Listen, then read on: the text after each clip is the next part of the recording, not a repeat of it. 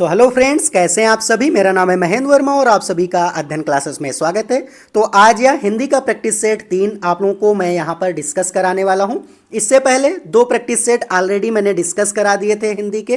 तो अगर आप लोग चैनल पर नए हैं, आपने उन वीडियोज़ को नहीं देखा है तो मेरे चैनल पर प्लेलिस्ट बनी हुई है, आप वहाँ से देख सकते हैं।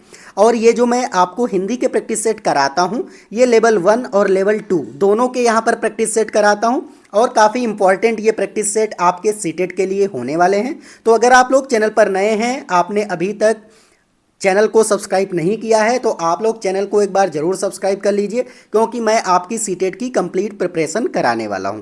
चलिए पहला क्वेश्चन देख लेते हैं।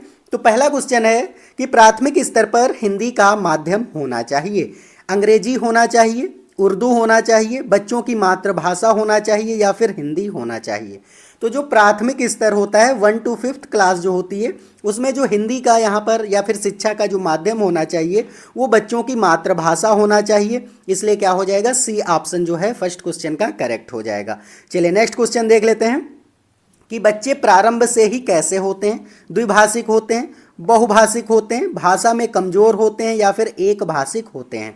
देखो जो बच्चे होते हैं वो प्रारंभ से ही क्या होते हैं, बहुभाषिक होते हैं, क्योंकि एक तो वो अपनी मातृभाषा सीखते हैं, साथ में उनकी जो क्षेत्रीय भाषा होती है उसको भी वो जान लेते हैं। इसलिए जो बच्चे होते हैं वो प्रारंभ से ही बहुभाषिक होते हैं, ये आपको ध्यान रखना है। इसलिए क्या हो जाएगा, सेकंड का यहाँ पर बी ऑप्शन जो है वो करेक्ट हो जाएगा। चलिए 3 नंबर क्वेश्चन देख लेते हैं कि प्राथमिक स्तर की पाठ्य पुस्तकों का निर्माण करते समय आप किस बिंदु का विशेष ध्यान देंगे। अगर आप एक टीचर हैं और आप जो है प्राइमरी लेवल का यहाँ पर जो है उनकी बुक्स का यहाँ पर निर्माण कर रहे हैं, उनको बना रहे हैं, तो आप कौन से बिंदु को सबसे ज़्यादा यहाँ पर ध्यान में रखेंगे। ये ऑप्शन है हिंदी भाषा के विविध पूर्ण रूप शामिल हों, उसमें उपदेशात्मक पाठ शामिल होने चाहिए, कहानी अधिक से अधिक शामिल हों या फिर प्रसिद्ध लेखकों की रचनाएं शामिल होनी चाहिए। चलिए बताइए यहाँ पर कौन सा ऑप्शन करेक्ट हो जाएगा। तो अगर आप प्राथमिक स्तर की पाठ्य पुस्तकों का निर्माण कर रहे हैं तो हिंदी भाषा के विविध रूप यहाँ पर शामिल होने चाहिए। अभी मैंने आपको यहाँ पर कराया था सेकंड क्वेश्चन में कि बच्चे क्या होते हैं, बहुभाषिक होते हैं। इसीलिए क्या है कि आपकी अगर समावेशी क्लास है, ये समावेशी कक्षा है, तो आप जो है हिंदी भाषा के विविध रूप यहाँ पर उसके पूर्ण रूप यहाँ पर शामिल होने चाहिए, तभी आप अच्छे तरीके से बच्चों को अधिगम करा पाएंगे और बच्चे जो है आपकी बुक से अच्छे तरीके से इफेक्टिव तरीके से सीख पाएंगे। इसलिए क्या हो जाएगा, ए ऑप्शन यहाँ पर करेक्ट हो जाएगा। चलिए 4 नंबर क्वेश्चन है कि चॉम्स्की के अनुसार कौन सा कथन सही है। देखो यहाँ पर एक मनोवैज्ञानिक हुए हैं चॉम्स्की, इन्होंने जो है उनके अनुसार यहाँ पर कौन सा ऑप्शन जो है वो करेक्ट होगा। तो ए ऑप्शन है कि बच्चों में भाषा सीखने की जन्मजात क्षमता नहीं होती है। बी ऑप्शन है कि बच्चों में भाषा सीखने की क्षमताएं बहुत सीमित होती हैं। सी ऑप्शन है कि बच्चों को व्याकरण सिखाना जरूरी होता है या फिर बच्चों में भाषा सीखने की जन्मजात क्षमता होती है। देखो जो चॉम्स्की हैं, जो मनोवैज्ञानिक चॉम्स्की हैं, इन्होंने कहा है कि जो बच्चे होते हैं उनमें भाषा सीखने की जो क्षमता होती है वो जन्मजात होती है। इसलिए क्या हो जाएगा, डी ऑप्शन जो है फोर्थ क्वेश्चन का करेक्ट हो जाएगा। चलिए नेक्स्ट क्वेश्चन देख लेते हैं। तो 5 नंबर क्वेश्चन है कि पाठ के अंत में अभ्यास और गतिविधियां देने का उद्देश्य होता है। देखो आपने देखा होगा कि यहाँ पर जो बच्चों की बुक्स होती हैं, जब लेसन यहाँ पर फिनिश हो जाता है उसके बाद में कुछ एक्टिविटी होती हैं, अभ्यास होता है और यहाँ एक्सरसाइजेज होती हैं और गतिविधियाँ मतलब एक्टिविटी होती हैं। तो उनको देने का क्या उद्देश्य होता है। ए ऑप्शन है कि बच्चों को व्यस्त रखने हेतु गतिविधियाँ बनाना। बी ऑप्शन है कि बच्चों को याद करने हेतु सामग्री उपलब्ध करने में सहायता करना। सी ऑप्शन है कि गृह कार्य की सामग्री जुटाना या फिर बच्चों को अभिव्यक्ति के अवसर देना। देखो यहाँ पर जो एक्सरसाइज और एक्टिविटी दी जाती हैं चैप्टर के लास्ट में, वो बच्चों को अभिव्यक्ति के अवसर देने के लिए की जाती कि बच्चे जो है आपने जो चैप्टर पढ़ाया है बच्चे कितना इफेक्टिव तरीके से सीख पाए हैं, तो उसी का रिवीजन करने के लिए यहाँ पर उनकी अभिव्यक्ति के अवसर देने के लिए जो है यहाँ पर एक्टिविटी और एक्सरसाइज दी जाती है। इसलिए क्या हो जाएगा, 5th क्वेश्चन का यहाँ पर डी ऑप्शन जो है वो करेक्ट हो जाएगा।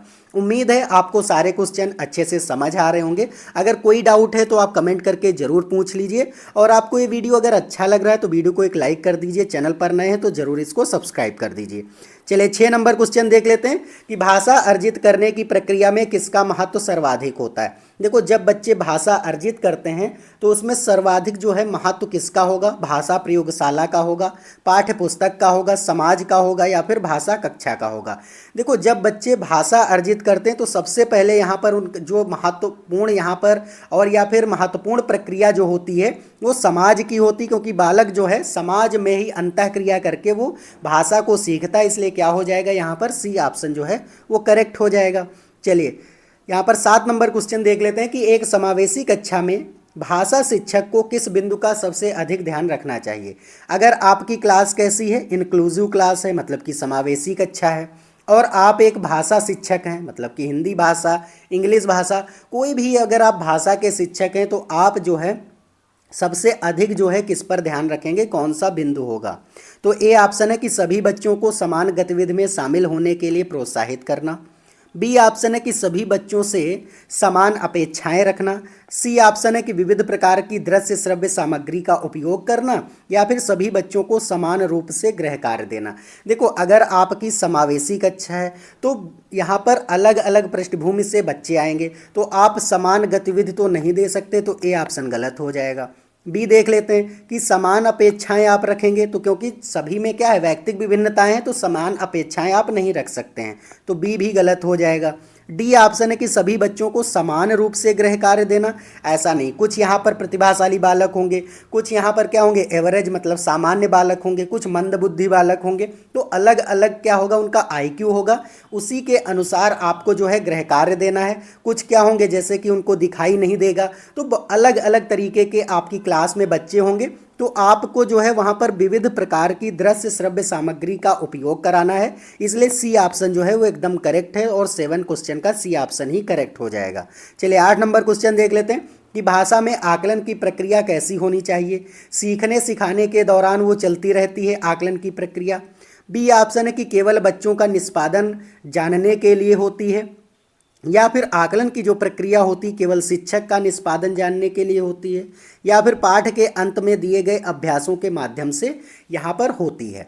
चलिए बताइए यहाँ पर कौन सा जो है वो ऑप्शन करेक्ट हो जाएगा। देखो, अगर आप एक भाषा शिक्षक हैं और आप आकलन करना चाहते हैं तो आप सीखने सिखाने के दौरान भी चलती रहती है, तो ए ऑप्शन क्या होगा? 8th क्वेश्चन का करेक्ट हो जाएगा। देखो, सीखने सिखाने के दौरान ऐसे चलती रहती जैसे आप कोई एक चैप्टर पढ़ा रहे हैं बच्चों को, तो वहाँ पर जब आप पढ़ा रहे हैं तो वहीं पर आप आकलन करते रहेंगे साथ साथ में कि बच्चे किस तरीके से इसमें इन्वॉल्व हो रहे हैं चैप्टर में, वो पूर्ण रूप से यहाँ पर हमसे जो है जुड़े हुए हैं या फिर नहीं जुड़े हुए हैं। तो आकलन की प्रक्रिया जो है सीखने और सिखाने के दौरान चलती रहती, ये आपको ध्यान रखना है।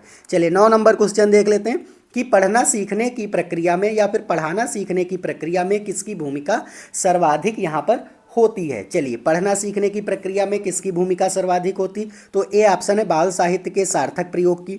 बी ऑप्शन है पाठ्य पुस्तक की। सी ऑप्शन है भाषा परीक्षाओं की, या फिर भाषा प्रयोगशाला की।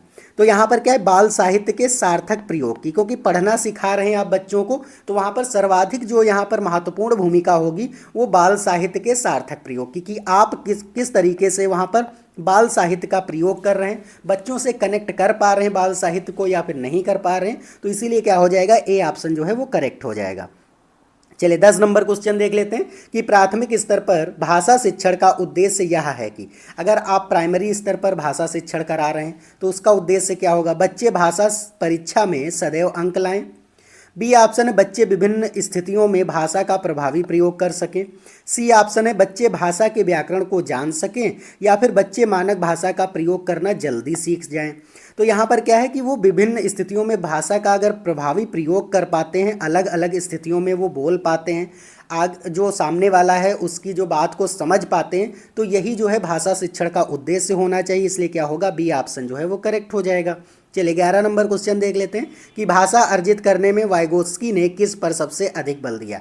अब देखो, यहाँ पर आपको वाइगोत्स्की दिख रहा है, तो कुछ पॉइंट आपको ध्यान रखने, जैसे सामाजिक आपको देखना है, सामाजिक आपको जहाँ पे दिख जाएगा, या फिर समाज दिख जाए, या फिर सांस्कृतिक दिख जाए, तो ये भी जो भी चीज़ें हैं, ये पॉइंट जो है ये आपको याद रखना कि वाइगोत्स्की अगर दिखे तो सामाजिक, समाज, सांस्कृतिक, ये आपको ध्यान रखना है।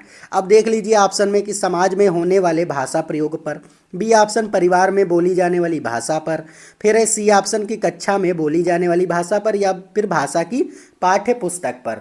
तो यहाँ पर कौन सा ऑप्शन करेक्ट हो जाएगा? देखो समाज दिख रहा है आपको ना ए ऑप्शन में, तो समाज वाला क्या होगा यहाँ पर ऑप्शन जो है आपका करेक्ट हो जाएगा। तो जब भी वाइगोत्स्की आपको दिखे तो आपको समाज, सामाजिक, सांस्कृतिक, ये आपको ध्यान रखने ये पॉइंट है। चलिए नेक्स्ट क्वेश्चन देख लेते हैं कि बच्चों की भाषा का आकलन करने के लिए सबसे उचित तरीका क्या है। अगर आप बच्चों की भाषा का आकलन कर रहे हैं, असेसमेंट कर रहे हैं उनकी भाषा का, तो सबसे उचित जो मेथड होगा, तरीका होगा, वो क्या होगा?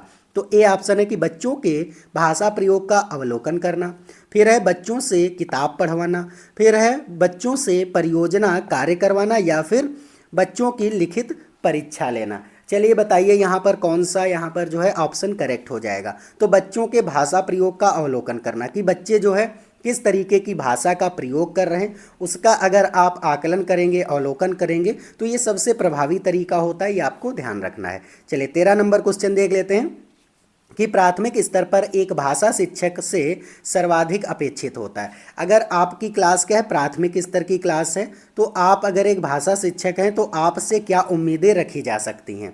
तो ए ऑप्शन है कि बच्चों को मानक भाषा का प्रयोग करना सिखाना, बी ऑप्शन है कि कक्षा और कक्षा के बाहर बच्चों को भाषा प्रयोग के लिए प्रोत्साहित करना, सी ऑप्शन है कि बच्चों के निरंतर परीक्षाएं लेना, या फिर पाठ्य पुस्तक में दी गई सभी कहानी कविताओं को कंठस्थ कराना। चलिए बताइए यहाँ पर कौन सा जो है वो ऑप्शन जो है वो करेक्ट हो जाएगा। तो देखो अगर आप प्राथमिक स्तर पर एक भाषा शिक्षक हैं तो आपसे ये अपेक्षा की जाती है कि आप कक्षा और कक्षा के बाहर जो बच्चे ले करके आप जाते हैं तो वहाँ पर जो भाषा प्रयोग वो करें, उसके लिए आप प्रोत्साहित करें। इसलिए क्या हो जाएगा, बी ऑप्शन जो है वो करेक्ट हो जाएगा। चलिए 14 नंबर क्वेश्चन देख लेते हैं कि भाषा सीखने सिखाने के संबंध में निम्नलिखित में से कौन सा कथन सही है। तो ए ऑप्शन है कि बच्चे स्कूल आकर ही भाषा सीखते हैं, बी ऑप्शन बच्चे अपने परिवार से ही भाषा सीखते हैं, सी ऑप्शन है बच्चे स्कूल में मानक भाषा का प्रयोग करते हैं, या फिर बच्चे स्कूल आने से पूर्व ही भाषाई पूंजी से लैस होते हैं। देखो भाषा सीखने और सिखाने के संबंध में क्या हो जाएगा कि जो बच्चे होते हैं वो स्कूल आने से पूर्व ही अपनी भाषाई पूंजी से लैस होते हैं, क्योंकि जो है जीन पियाजे कहते हैं कि बच्चे जो होते हैं वो नन्हे वैज्ञानिक होते हैं और अपने ज्ञान की रचना वो स्वयं करते हैं। तो इसलिए जब वो स्कूल आते हैं तो उससे पहले ही वो अपनी भाषाई मतलब मातृभाषा से वो लैस होते हैं। इसलिए क्या हो जाएगा, 14 क्वेश्चन का जो है डी ऑप्शन यहाँ पर करेक्ट हो जाएगा। चलिए 15 नंबर क्वेश्चन देख लेते हैं कि प्राथमिक स्तर पर भाषा सिखाने की सर्वश्रेष्ठ विधि कौन सी होगी। बच्चों को कहानी सुनाएंगे आप, ये विधि सर्वश्रेष्ठ हो जाएगी।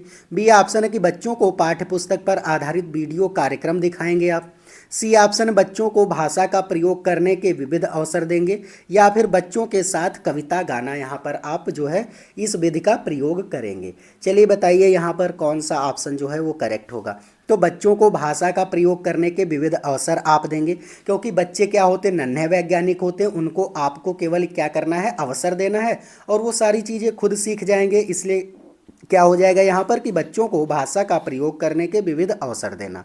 तो यहाँ पर सी ऑप्शन जो है वो करेक्ट हो जाएगा। चलिए 16 नंबर क्वेश्चन देख लेते हैं कि संगीत से विशेषण शब्द बनेगा। अब देखो संगीत क्या है, संगीत जो है एक यहाँ पर क्या है, संज्ञा शब्द है। अब इससे कह रहा विशेषण शब्द आपको बनाना। विशेषण क्या होते हैं, वे शब्द जो संज्ञा और सर्वनाम की विशेषता बताते हैं उन्हें विशेषण कहा जाता है। तो देखो यहाँ पर आपको क्या करना है, संगीत से विशेषण शब्द बनाना है। तो क्या हो जाएगा, संगीतज्ञ हो जाएगा। क्या होगा, संगीतज्ञ। तो इसलिए कौन से ऑप्शन में आपको संगीतज्ञ दिख रहा है, तो ए ऑप्शन में ही दिख रहा है। इसलिए क्या होगा, ए ऑप्शन ही यहाँ पर करेक्ट हो जाएगा।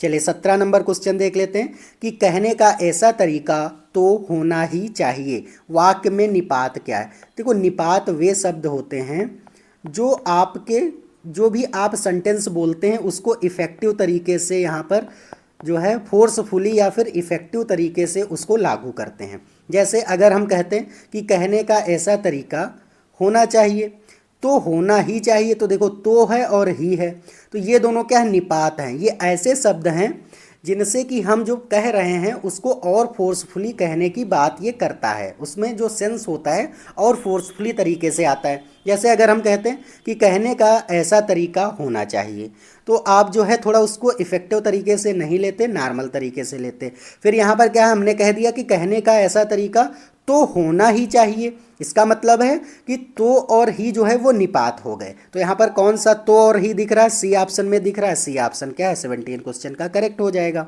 चलिए 18 नंबर क्वेश्चन देख लेते हैं कि जंगल का पर्यायवाची नहीं है। आपको बताना कि जंगल का पर्यायवाची क्या नहीं होती। देखो पर्यायवाची वे शब्द होते हैं जो समान अर्थ बताते हैं। तो देखो जंगल का वन भी होगा, कानन भी होगा, अरण्य भी होगा, लेकिन जंगल का पर्यायवाची क्या नहीं है, तो बगीचा नहीं है। क्योंकि बगीचा जो है उसमें जो पौधे या फिर पेड़ वगैरह लगाए जाते हैं वो एक तरीके से मानव के द्वारा लगाए जाते हैं और ये नेचुरली नहीं ग्रो करते हैं वहाँ पर। लेकिन जंगल क्या होता है, जो भी प्लांट होते हैं वो नेचुरली ग्रो करते हैं, अपने आप से वहाँ पर उगते हैं।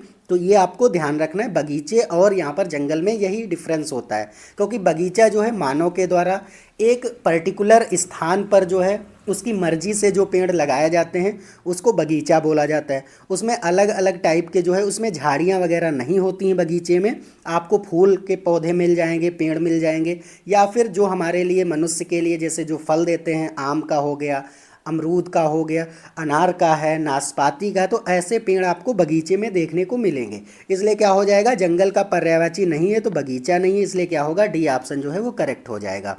तो ये कुछ 18 क्वेश्चंस थे इस प्रैक्टिस सेट के। उम्मीद है आपको सारे क्वेश्चन अच्छे से समझ आ गए होंगे। अगर आपको कोई भी डाउट है तो कमेंट करके ज़रूर पूछ लीजिए। और आपको ये वीडियो अच्छा लगा है तो वीडियो को एक लाइक कर दीजिए, और चैनल पर नए हैं तो इसको आप सब्सक्राइब जरूर कर दीजिए, क्योंकि मैं आपकी सीटेट की कंप्लीट प्रिपरेशन कराने वाला हूँ। चलिए मिलते हैं नेक्स्ट वीडियो में, तब तक के लिए जय हिंद, जय भारत।